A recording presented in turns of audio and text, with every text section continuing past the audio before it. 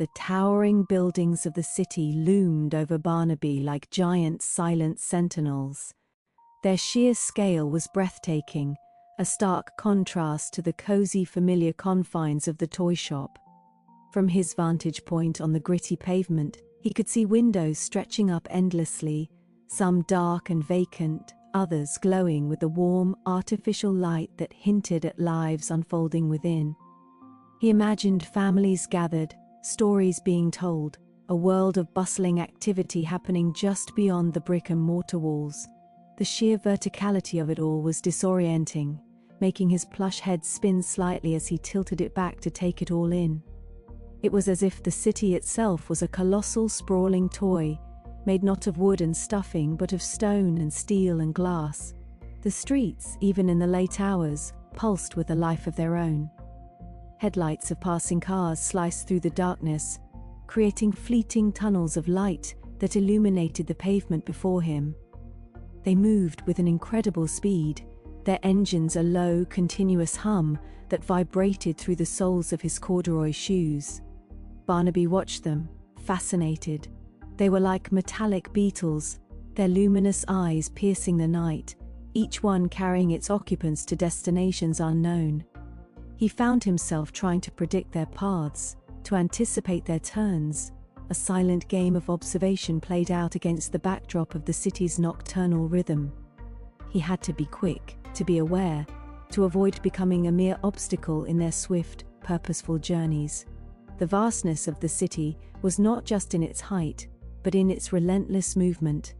As he navigated the labyrinthine network of alleys and streets, Barnaby began to notice the discarded remnants of human lives scattered like forgotten toys. The first he encountered was a single knitted glove, lying forlornly on the damp sidewalk, its thumb pointing accusingly at the sky. It was a soft, familiar shade of blue, much like the thread used to stitch his own seams. He paused, nudging it gently with his nose. It smelled faintly of a human's hand, of warmth, and something vaguely floral. He imagined the person who had lost it, the surprise and perhaps a touch of dismay they must have felt when they realized it was gone. He felt a curious pang of sympathy, a shared sense of being separated from what belonged. Further along, tucked into the corner of a doorway, he discovered a broken kite. Its colorful paper was torn, its wooden frame snapped in two. The wind, which had once lifted it high into the sky, now seemed to mock its grounded state. Barnaby's button eyes traced the frayed edges of the paper, the splintered wood. He pictured it soaring, a vibrant splash of color against the blue sky, before an unfortunate gust or perhaps a careless tug had brought it crashing down. It was a melancholy sight, a testament to a fleeting moment of joy that had ended abruptly. Yet, even in its brokenness, there was a certain beauty, a memory of flight and freedom. Then, glinting under the harsh glow of a street lamp, he found a shiny bottle cap. It was made of metal, its surface reflecting the light like a tiny, polished mirror. He picked it up with his stubby hands, turning it over and over. It was smooth and cool to the touch, a manufactured object with a purpose he couldn't quite fathom. Perhaps it had sealed a sweet, fizzy drink, or maybe it had been part of some other larger contraption. Whatever its past, it was now just another piece of discarded detritus, its original function long forgotten. He tucked it carefully into the small pocket of his overalls, a tangible reminder of his journey and the countless stories held within the city's forgotten fragments. Each of these discarded items, in their own quiet way, spoke to Barnaby. They were like him in a sense, objects that had once had a purpose, a place, and now found themselves adrift in the vast, indifferent expanse of the city. The lone glove, the broken kite, the shiny bottle cap, they were fellow travelers, each with a history of being left behind. And strangely, this made Barnaby feel less alone. He wasn't the only one navigating this unfamiliar world, searching for meaning or perhaps simply for a new place to belong. These silent companions, scattered along his path, offered a peculiar kind of comfort, a shared understanding of their solitary existence. He learned to interpret the city's sounds, as well as its sights. The distant wail of a siren, while initially alarming, became a predictable part of the urban symphony. The rhythmic clatter of a passing train on elevated tracks was a powerful percussive beat, and sometimes, from open windows or passing cars, he would hear snippets of music, a jaunty melody, a soulful croon, that seemed to carry the emotions of the city's unseen inhabitants.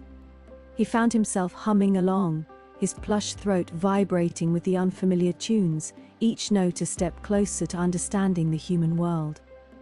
The journey was not without its challenges. There were puddles of murky water that threatened to soak his stuffing, narrow gaps between buildings that tested his flexibility, and sudden gusts of wind that threatened to blow him off his feet. But with each obstacle overcome, Barnaby felt a growing sense of his own capability. He learned to gauge the depth of puddles before stepping into them, to shimmy through tight spaces with a determined wriggle, and to brace himself against the wind, his plush body offering surprisingly good resistance. He continued to move, guided by the distant glow of lights and the faint hum of the city's ceaseless energy. The concept of directions was still a little fuzzy. He was following a feeling, an instinct, a pull towards something he couldn't quite articulate. But he was moving, and that was the most important thing. He was no longer a static object on a shelf, but a dynamic participant in the grand unfolding narrative of the city. The sheer variety of streets and alleyways was astounding. Some were wide and grand, lined with imposing structures that seemed to scrape the sky.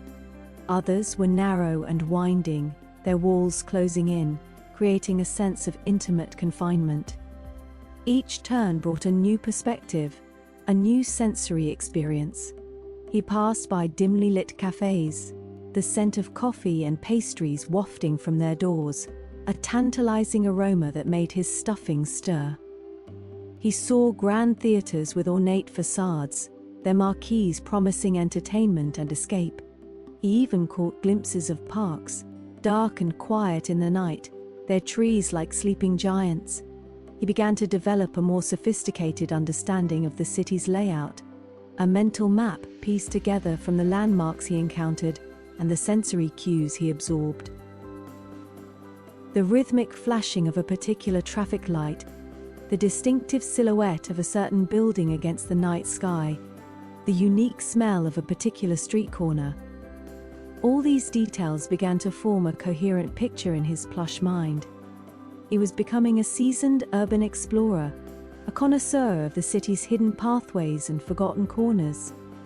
The feeling of being a tiny, out-of-place entity in this vast metropolis never truly left him, but it was increasingly tempered by a sense of purpose and a growing confidence in his own resilience. He was a toy, yes, but he was also a traveler, a seeker, a small entity with a big heart and an even bigger curiosity. The city, in its sprawling immensity and its constant hum of activity, was not just a challenge to be overcome, but a vast, intricate playground, filled with endless opportunities for discovery. And Barnaby, with his stitched smile and his unwavering resolve, was ready to explore every inch of it, one carefully placed corduroy footstep at a time. The city was his labyrinth, and he was slowly, surely, finding his way through its captivating, bewildering maze. He understood that the true journey was not just about reaching a destination, but about the experiences, the observations, and the quiet transformations that occurred along the way. Each discarded glove, each broken kite, each shiny bottle cap, was not just a piece of litter, but a silent guide, a whisper of the city's past, and a gentle reminder that even in solitude, one is never truly alone. This understanding, this growing connection to the world around him, was perhaps the most profound discovery of all. The vastness of the city had begun to weigh on Barnaby. The constant barrage of sights and sounds, the endless pavement stretching out before him, and the sheer immensity of the buildings all contributed to a growing sense of weariness. His plush body, designed for the gentle comfort of a child's embrace, was not entirely suited for the rigors of urban exploration. His corduroy trousers were beginning to show signs of wear, and his stitched seams felt a little looser than they had when he first left the toy shop. He found a quiet corner near a park bench, a small island of relative calm amidst the city's ceaseless thrum. The bench itself was weathered and worn, its wooden slats bearing the marks of countless visitors and the slow erosion of time. It was a solitary sentinel, overlooking a patch of neglected grass and a few hardy urban-hardened trees. He settled down, leaning his plush back against the cool metal of the bench's frame. The lamplight cast long, dancing shadows that played across the ground, making the familiar seem strange, and the strange seem even more so. He felt a pang of longing for the quiet stillness of the toy shop, for the predictable rhythm of its days. But he knew he couldn't turn back. His journey, whatever its ultimate destination, had to continue. As Barnaby sat there, catching his breath and contemplating his next move, a flutter of wings broke the relative quiet. A pigeon, plump and unconcerned, landed with a gentle thud on the pavement a few feet away. Its feathers shimmered with an almost jewel-like iridescence, a mosaic of greens, purples, and bronzes that caught the lamplight and transformed the common bird into something quite extraordinary. It strutted with a confident, almost regal air, its head bobbing with a steady rhythm as it surveyed its surroundings. Barnaby watched, his button eyes tracking the pigeon's movements. He had seen pigeons before, of course, flitting through the air and pecking at discarded morsels in the city streets. But this one seemed different. There was a gentle curiosity in its bright, beady eyes, an almost knowing look that seemed to acknowledge Barnaby's presence. The pigeon hopped closer, its small claws making a soft clicking sound on the concrete. It paused, tilting its head as if in appraisal, then continued its deliberate march towards a scattering of dropped crumbs that lay near the base of the bench. It pecked at them with a delicate precision, each movement economical and purposeful. Barnaby felt a strange kinship with the bird. It too was an urban dweller, a creature adapted to the concrete jungle, navigating its complexities with a quiet resilience. He imagined giving the pigeon a name, a small act of personalization in this vast, impersonal city. Percy, he decided. Percy, the pigeon. The name seemed to fit the bird's unhurried dignity. Percy, having finished his snack, turned his attention fully to Barnaby. He took a few more steps closer, stopping just out of reach. Then, he let out a soft, low coo, a gentle rolling sound that seemed to emanate from deep within his chest. It wasn't a loud, demanding sound, but a soft, comforting murmur. Barnaby, still feeling a little overwhelmed, found himself responding to the pigeon's gentle overture. He couldn't speak, of course, not in the way humans did, but he could communicate in his own way. He shifted his position slightly, a subtle movement that conveyed his attention. He even managed a small, almost imperceptible nod. "Hello there," Barnaby thought, directing his silent message towards Percy. "It's nice to meet you. You're a very handsome pigeon." He felt a peculiar sense of ease in the pigeon's presence. Percy's unpretentious demeanor, his unhurried actions, and that soft, encouraging coo seemed to speak a language that Barnaby understood on a deeper level. It was a language of quiet companionship, of shared existence in a world that often felt too big and too fast.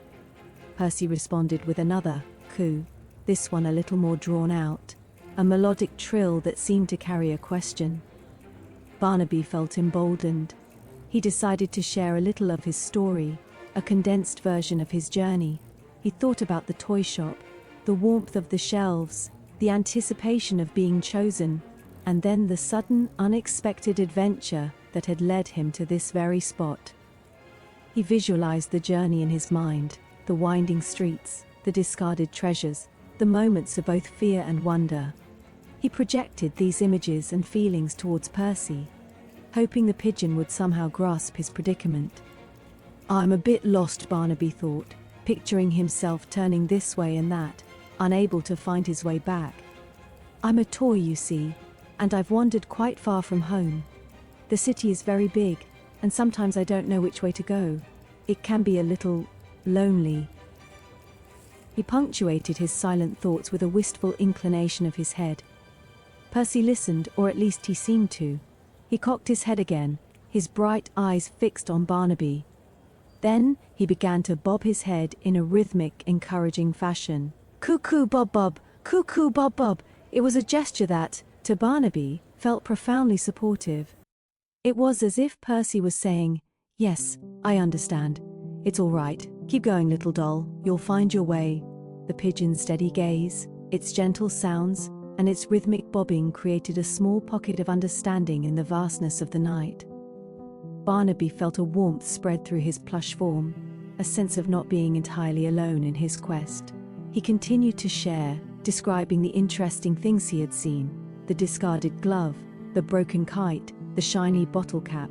He even conveyed the sense of awe he felt when looking up at the towering buildings, and the fascination he experienced watching the swift passage of cars.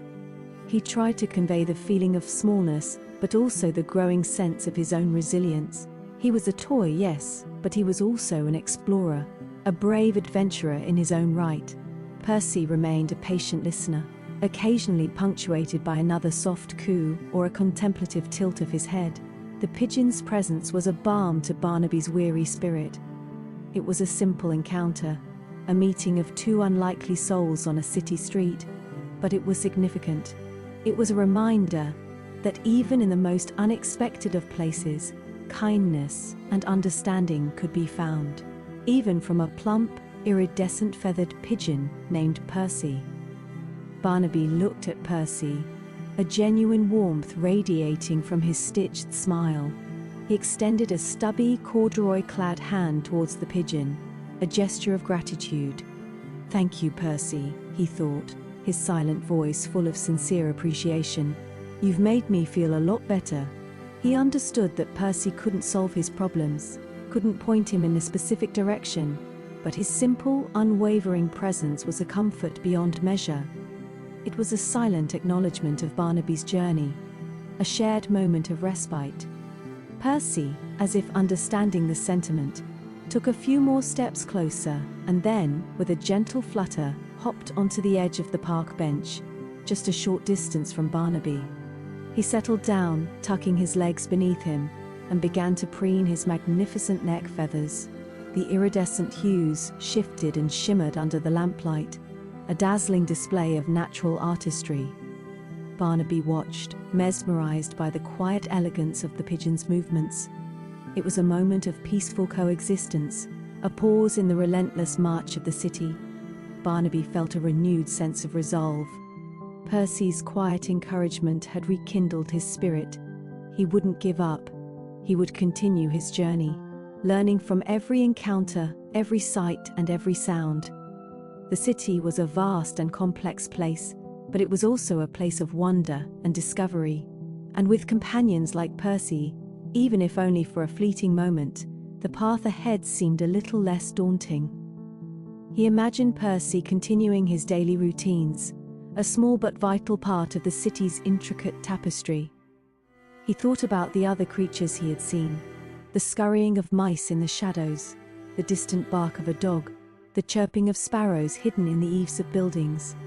Each played their part, each had their own unique way of navigating the urban landscape. Percy, with his grounded wisdom and his gentle presence, was a particularly memorable encounter. Barnaby felt a pang of sadness at the thought of their parting, but he knew that such moments, however brief, were precious. They were the small joys that made the journey worthwhile. He imagined Percy continuing his life in the city, finding crumbs, seeking shelter, and perhaps, just perhaps, remembering the little toy who had shared a moment of quiet companionship on a park bench. Barnaby, in turn, would carry the memory of Percy's iridescent feathers and his encouraging coos with him. It was a reminder that even the most common of creatures could possess a quiet dignity and offer profound comfort. As the first hint of dawn began to lighten the eastern sky, casting a soft, diffused glow that gradually pushed back the darkness, Barnaby knew it was time to move on. He gently pushed himself away from the bench, his plush body stiff from his rest. He looked over at Percy, who was still nestled comfortably on the bench, his eyes now closed in a peaceful doze. "Goodbye, Percy," Barnaby thought, sending a final silent message of gratitude and farewell. "Thank you for your kindness." He didn't want to disturb the pigeon's rest. With a soft rustle of his corduroy overalls, Barnaby stood up, his button eyes scanning the now awakening city. The streets were beginning to stir. The first sounds of morning traffic, a gentle murmur in the distance. He took a deep breath, the cool, pre-dawn air filling his plush lungs. He felt a renewed sense of purpose, a quiet determination to continue his exploration. The encounter with Percy had been a small but significant milestone. It had reminded him that even in the midst of his solitary journey, he was not entirely alone. The city, with all its challenges, was also a place of unexpected connections, of quiet kindnesses, and of moments that nourished the spirit. He turned away from the park bench, his gaze fixed on the horizon, ready to face whatever the new day would bring, carrying with him the memory of a friendly pigeon and the silent promise of continuing his adventure. The faint, growing light of dawn seemed to illuminate not just the city, but also the path ahead, a path that, thanks to Percy, felt a little less lonely and a lot more hopeful. The pre-dawn chill had given way to a gentle, diffused light that softened the harsh edges of the city. Barnaby, his plush heart brimming with the quiet courage that Percy the pigeon had inspired, continued his journey. The encounter had been a small beacon in the vast darkness, a reminder that even the smallest of creatures could offer profound comfort.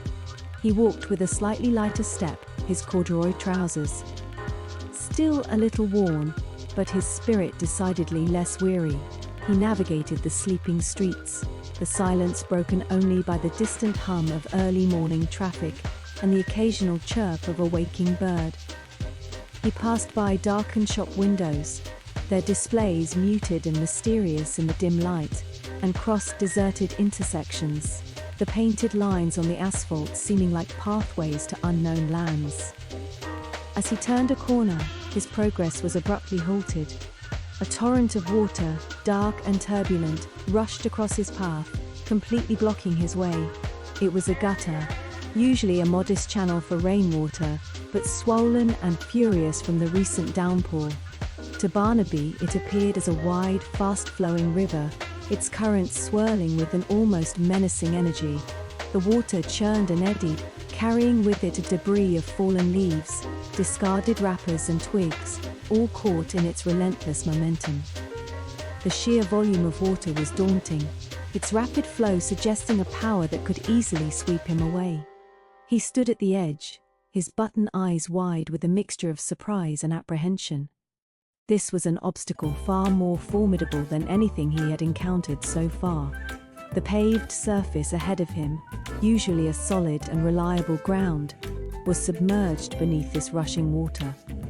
It seemed an insurmountable barrier, a watery chasm separating him from whatever lay beyond. Barnaby's plush paws instinctively clenched. He felt a familiar flutter of anxiety, the kind that had accompanied him when he first found himself alone on the bustling sidewalk. He could turn back, try to find another route, but the thought of retracing his steps felt like defeat. He had come so far, and the memory of Percy's encouraging coo gave him strength.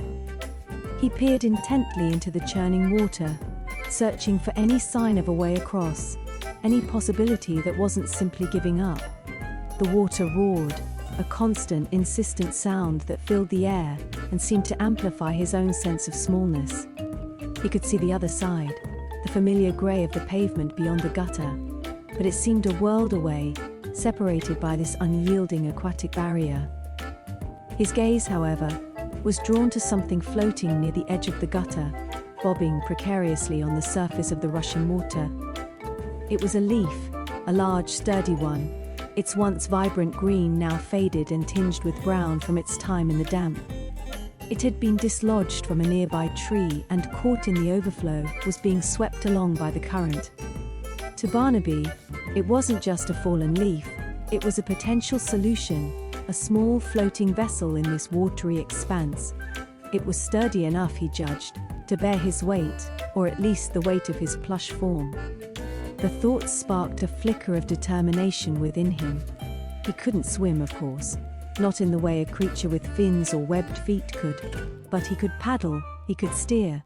His attention then fell upon a long, thin twig that lay on the dry pavement beside him, a discarded remnant from a gust of wind. It was the perfect size, a natural oar, strong and long enough to reach the leaf and guide it.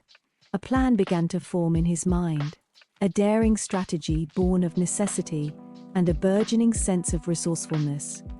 He carefully picked up the twig, its rough surface a familiar texture against his stitched paws. He held it firmly, testing its weight and balance. This twig, combined with the leaf, could be his salvation. With a deep breath, Barnaby approached the edge of the gutter. The water swirled close to his feet, its cold spray misting his corduroy trousers. He stretched out the twig, its end nudging the floating leaf. He needed to get onto the leaf, to secure his makeshift raft. The current was strong, constantly pulling the leaf further into the gutter, so he had to act quickly and with precision. He used the twig to maneuver the leaf closer to the bank, trying to catch it at a point where the current was slightly less aggressive. It was a delicate dance, a test of his spatial awareness and his newfound courage. He positioned himself carefully, gauging the distance. Then, with a surge of effort, he leaped. His plush body, surprisingly agile despite its stuffing, landed squarely on the center of the leaf. For a terrifying moment, the leaf dipped precariously, threatening to capsize, and Barnaby felt a jolt of panic. The water surged around him, threatening to engulf him. But the leaf, surprisingly buoyant, righted itself, and Barnaby, gripping the twig tightly, found his balance. He was on the leaf, a tiny captain on a vast watery sea. The twig was his paddle, his steering mechanism, and his anchor. He immediately began to paddle, pushing the twig against the swirling water. His movements were clumsy at first, more of a frantic splashing than an effective propulsion. The leaf, instead of moving forward, spun in a slow circle, buffeted by the currents. He realized he needed to be more deliberate, to use the twig to push against the flow, to guide the leaf rather than just thrash about. He adjusted his grip, angling the twig to catch the water more effectively. He aimed for the far bank, his button eyes fixed on the solid ground that represented safety and progress. The gutter stream was a formidable opponent. It tugged and pulled at the leaf, trying to spin it around, to drag it downstream. Barnaby felt the leaf lurch and dip with every powerful eddy. He concentrated all his effort, his small stuffed arms working with surprising strength. He paddled with a steady, rhythmic motion, pushing against the flow, angling the leaf slightly to counteract the sideways pull. It was a slow, arduous process. The distance to the other side, which had seemed so short from the bank, now felt immense. He saw a particularly strong surge of water coming towards him, a miniature wave that threatened to swamp his fragile vessel. He braced himself, digging the twig into the water, trying to hold his ground. The leaf bucked and swayed, water splashing over its edges and onto Barnaby's corduroy overalls, soaking them with the cold, gritty water. He felt himself being pushed backward, away from his goal, and a wave of despair washed over him. He imagined being swept away, tumbling helplessly in the current, lost forever. But then, he remembered Percy. He remembered the quiet resilience of the pigeon, the unhurried way it navigated its world. He thought about the toys in the shop, the joy they brought to children, the purpose they served. He was a toy, yes, but he was also an adventurer. He was on a journey, and this gutter stream, however intimidating, was just another obstacle to overcome. He couldn't let it defeat him. With renewed determination, he adjusted his paddling. He realized that fighting the current head-on was proving too difficult. Instead, he needed to use it, to find a way to navigate its power. He angled the twig differently, using it to steer the leaf so that it caught the gentler currents that flowed parallel to the banks, rather than directly against the main surge. It was a subtle shift in strategy, but it made a difference. The leaf began to move forward, albeit slowly, its progress more controlled. He continued his determined paddling, his small body working with immense effort. The twig scraped against the leaf as he maneuvered it, and the water churned around him, but he kept his eyes fixed on the opposite bank. He was a tiny speck of determination against the powerful flow of the water. He saw a particularly large piece of debris, a plastic bottle cap, hurtling towards him. He quickly swerved the leaf to the side, using the twig to push it out of the path of the oncoming obstacle. He was learning to anticipate the water's movements, to read its currents and react accordingly. The journey across the gutter stream felt like an eternity. Barnaby's plush arms ached with the exertion, and his stuffing felt damp and heavy from the spray. But with every paddle stroke, he was getting closer. He could see the pavement more clearly now, the individual pebbles and cracks becoming discernible. The roar of the water seemed to lessen slightly as he neared the bank, the current less intense. He could almost feel the solid ground beneath him. Finally, with one last, determined push, the leaf nudged against the edge of the pavement. The leaf was still bobbing, but it was no longer being swept along by the main current. Barnaby cautiously extended his twig, using it to lever the leaf closer to the bank. He then carefully transferred his weight, his corduroy paws finding purchase on the solid dry ground. He scrambled off the leaf, his legs feeling a little wobbly from the ordeal. He looked back at his makeshift raft, the leaf now resting peacefully against the bank, its journey completed. He stood there for a moment, catching his breath, the roaring of the gutter stream still in his ears, but now from a safe distance. He looked at his damp overalls, the evidence of his watery adventure. He had faced a daunting obstacle, an impassable river for one so small, and he had overcome it. He had used his wits, his courage, and a simple leaf and twig to navigate a perilous path. A sense of quiet pride swelled within him. He was still a toy, still on a journey, but he was also capable, resilient, and brave. The city was full of challenges, but he was learning that with a bit of ingenuity and a lot of determination, even the most formidable obstacles could be conquered. He gave a small, satisfied nod, a silent acknowledgement of his own strength, and then turned his gaze forward, ready to continue his journey, his resolve strengthened by this latest triumph. The soft, diffuse light of early morning had been a welcome change, but as Barnaby's journey continued, the sky began to shift. Wisps of grey clouds, initially scattered and harmless, began to gather, coalescing into a dense uniform blanket overhead. The air grew heavy, the gentle breeze that had accompanied him turning into a restless gust that tugged at his corduroy trousers and ruffled his stitched ears. A distant rumble, low and ominous, vibrated through the cobblestones beneath his feet. Barnaby paused, his button eyes scanning the darkening sky. He knew that sound. It was the prelude to a storm. He had experienced rain before, a gentle sprinkle that had merely dampened his plush fur, but this felt different. The wind whipped up, carrying with it the scent of ozone and damp earth, and the first fat drops of rain began to fall. They splattered on the pavement around him, dark circles that quickly multiplied. Within moments the sky opened up. It wasn't a gentle shower, but a sudden, furious downpour. Rain lashed down in sheets, blurring the edges of the buildings and transforming the street into a glistening, watery expanse. The sound was deafening, a relentless drumming on every surface, drowning out all other noises. Barnaby felt a prickle of alarm. He was exposed, and the water was already beginning to soak through his carefully stitched seams. He needed shelter, and quickly. He scanned his surroundings, his plush heart thumping a little faster. The buildings, which had seemed so welcoming in the earlier light, now loomed like imposing, indifferent giants. He hurried along the sidewalk, the rain plastering his fur to his head and shoulders. His paws, usually so steady, slipped slightly on the slick pavement. Then, he saw it.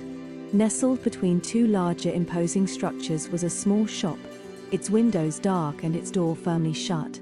Above the door, a faded sign proclaimed it to be Madame Evangeline's Patisserie. It was closed, but crucially, it had a deep protective awning that extended well out over the sidewalk.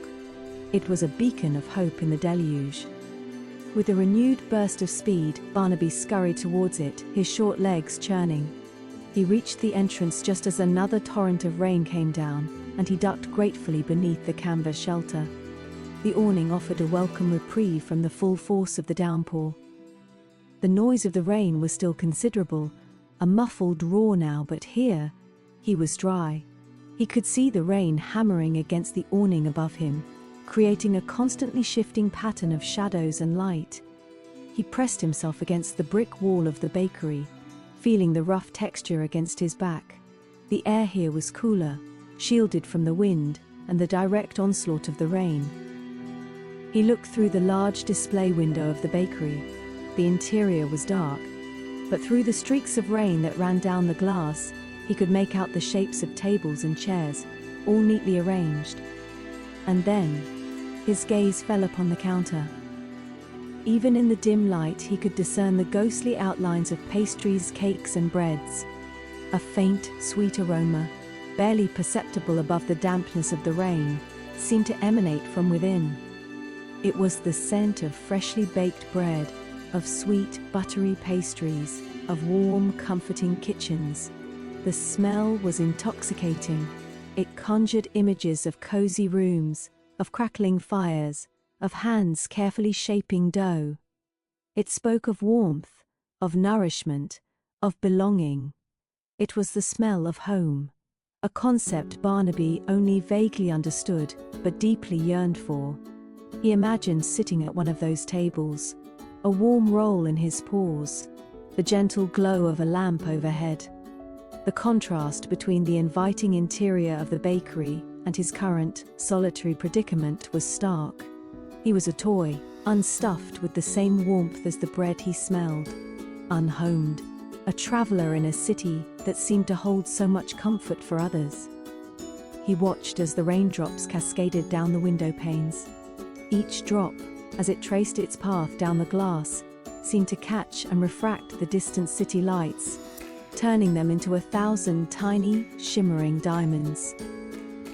The lights, blurred by the water, created an impressionistic painting of the urban landscape, beautiful and melancholic.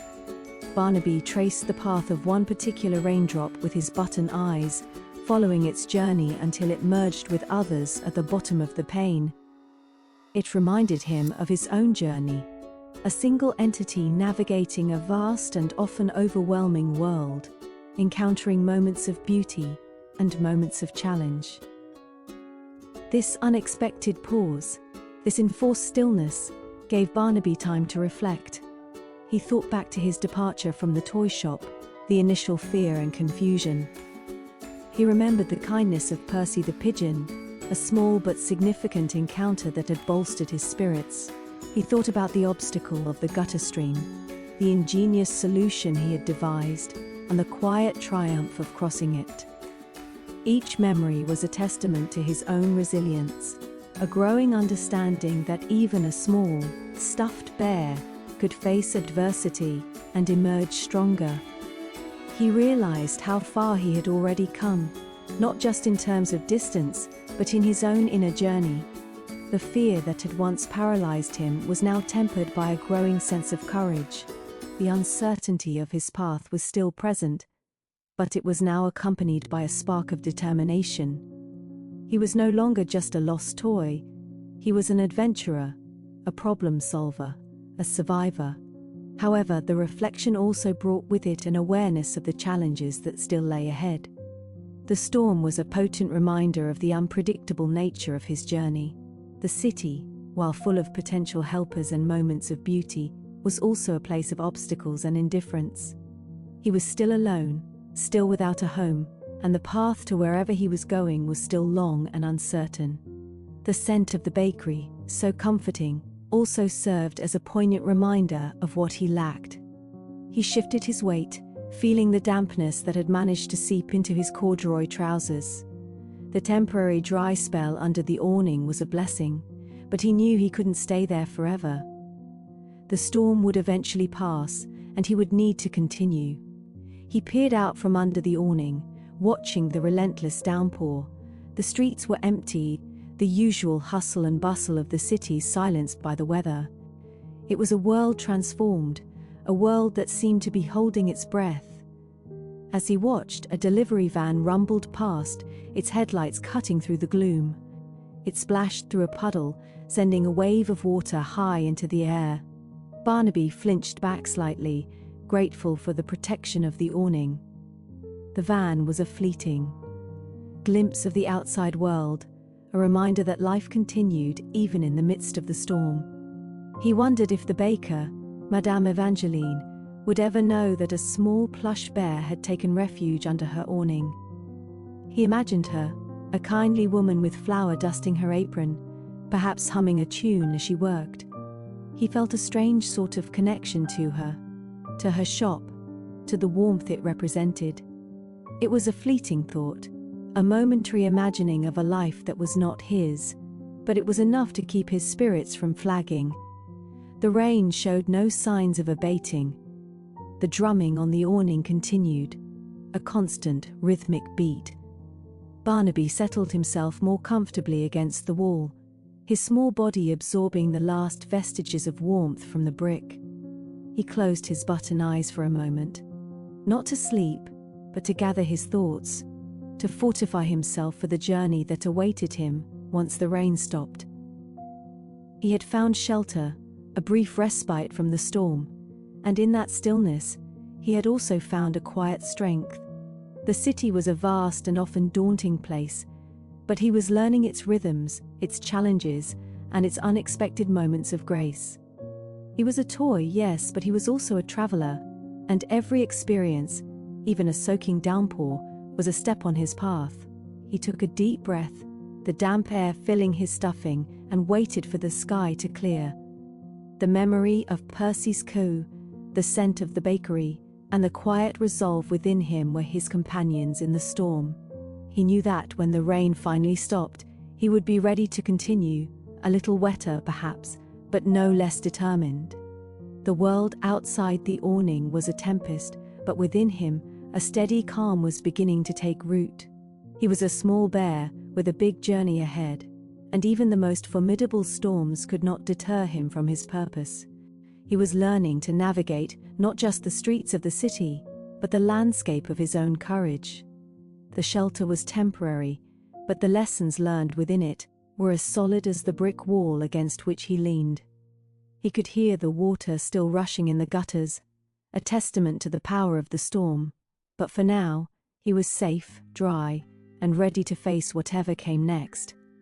The city lights, twinkling like scattered jewels through the watery veil of the window, seemed to beckon him forward, promising further adventures once the skies decided to clear. The drumming of the rain against the awning had finally softened, the furious downpour easing into a steady, persistent patter. Barnaby, still nestled against the cool brick of Madame Evangeline's patisserie, felt a shift in the air. The sky, though still a muted grey, seemed to have lost some of its oppressive weight. Cautiously, he peeked out from beneath a canvas shelter. The street, moments before a churning river, was now a glistening, reflective expanse, puddles mirroring the diffused light. The air, cleansed by the rain, carried a fresh, earthy scent mixed with the lingering sweetness of the bakery. It was time to move on. The temporary sanctuary had been a much-needed respite, a moment to gather his courage and prepare for the next leg of his unknown journey. With a final glance at the dark, silent bakery, Barnaby stepped out from under the awning. His paws made soft, squelching sounds on the wet cobblestones. He took a deep breath, the damp air filling his stuffing, and his button eyes scanned the street ahead. He needed to find the toymaker, to understand why he had been left behind, and where he was meant to go.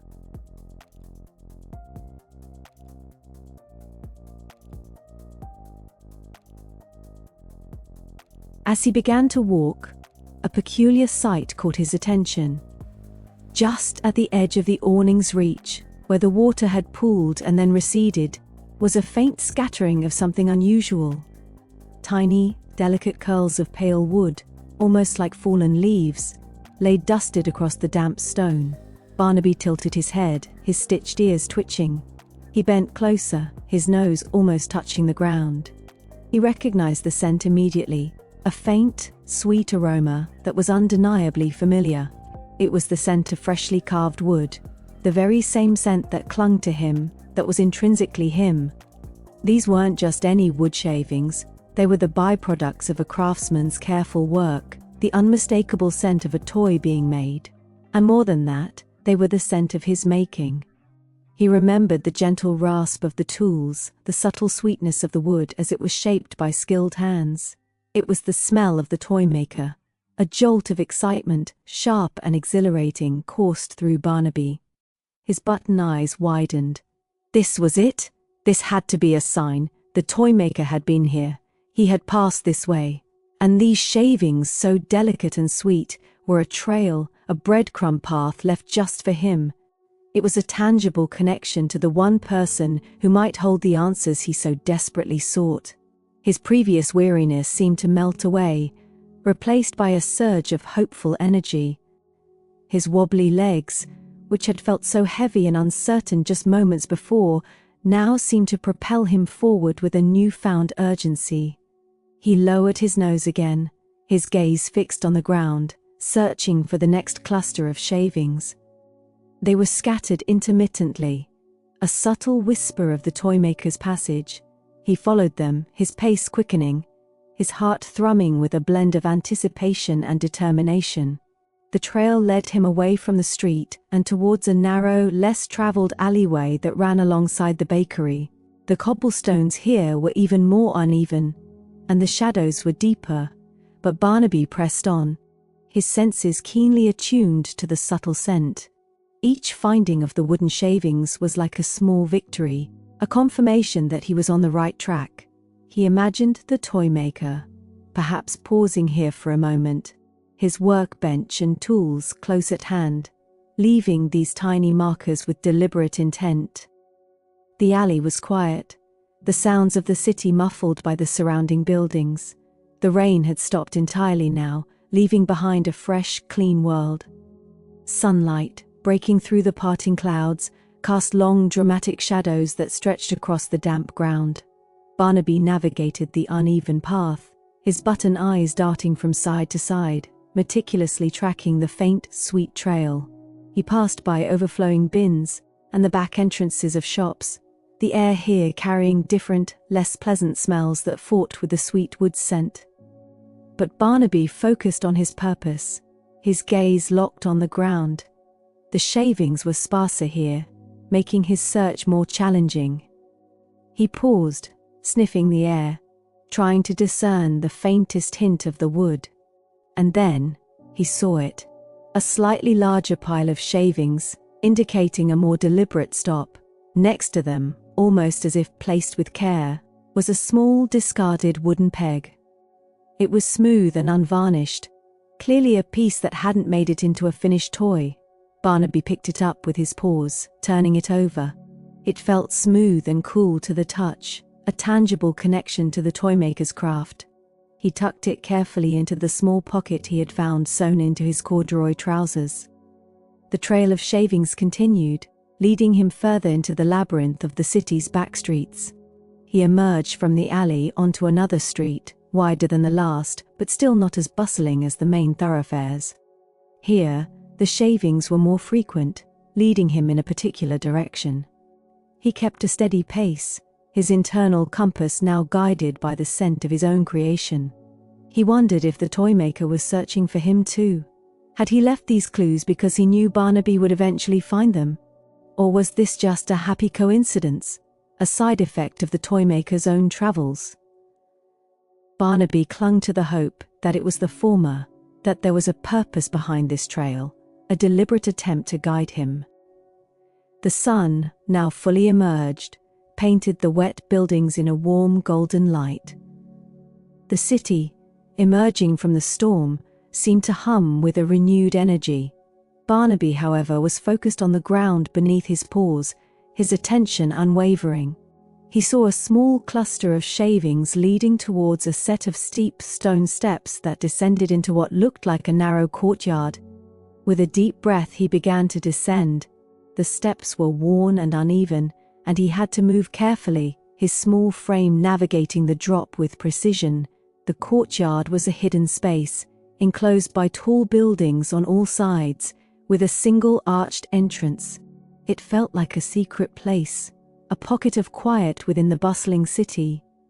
And there, at the base of the steps, was the most concentrated collection of shavings yet.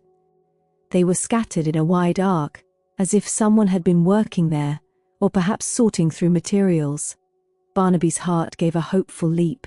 He sniffed the air, the sweet woody scent thick and unmistakable. He scanned the courtyard, his button eyes searching for any other clues. His gaze fell upon a discarded piece of string, tied in a knot that looked remarkably familiar. He recognized the way it was tied. It was the same kind of knot he had seen the toymaker use for securing his parcels. His stuffed paws trembled slightly with excitement. This was too much to be mere coincidence.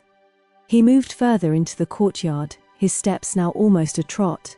He spotted a small discarded wooden spool, the kind that would be used for winding thread or string.